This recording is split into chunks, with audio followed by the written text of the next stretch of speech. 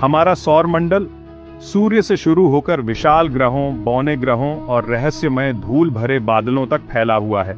लेकिन क्या आपने कभी सोचा है सौर मंडल का अंत कहां होता है? और उससे भी बड़ा सवाल, उस अंतिम किनारे के पार क्या है?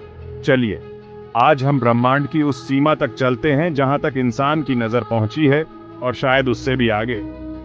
कई लोग सोचते हैं कि प्लूटो ही सौर मंडल का अंत है, लेकिन सच्चाई इससे कहीं दूर है। प्लूटो के बाद आता है काइपर बेल्ट, जहां बर्फ से ढके हजारों बौने ग्रह तैर रहे हैं। इसके बाद आता है ऑर्ट क्लाउड, एक काल्पनिक क्षेत्र जो ट्रिलियंस बर्फीली वस्तुओं से भरा हो सकता है। लेकिन वैज्ञानिक तौर पर सौर मंडल की सीमा मानी जाती है हेलियोपॉज। यह वह बिंदु है जहां सूर्य की सौर हवाएं खत्म होती हैं और इंटरस्टेलर स्पेस शुरू होता है।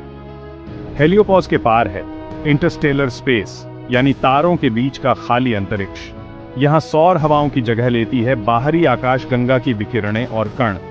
यह क्षेत्र ठंडा, अंधकारमय और लगभग शून्य जैसा है, लेकिन यह हमारी आकाशगंगा का ही हिस्सा है। यहां कोई ग्रह या चंद्रमा नहीं, सिर्फ धूल, प्लाज्मा और कभी-कभी रहस्यमय रेडियो सिग्नल।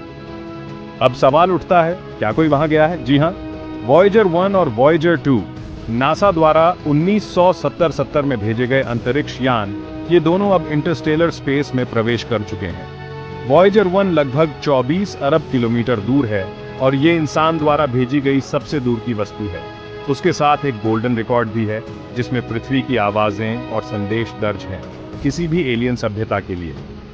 आने वाले समय में और भी यान सौर मंडल की सीमाओं को पार करेंगे, लेकिन असली खोज तब शुरू होगी जब हम इंटरस्टेलर यात्रा में सक्षम होंगे। क्या वहां जीवन है? क्या वहां दूसरी सभ्यताएं हैं? या फिर वो क्षेत्र सिर्फ नीरव और शून्य से भरा अज्ञात है? ये सवाल अब भी अनसुलझे हैं, लेकिन इंसान की जिज्ञासा उन्हें जरूर सुलझाएगी। सौर मंडल का अंतिम किनारा हमारे सफर का अंत नहीं, बल्कि नए अध्याय की शुरुआत है।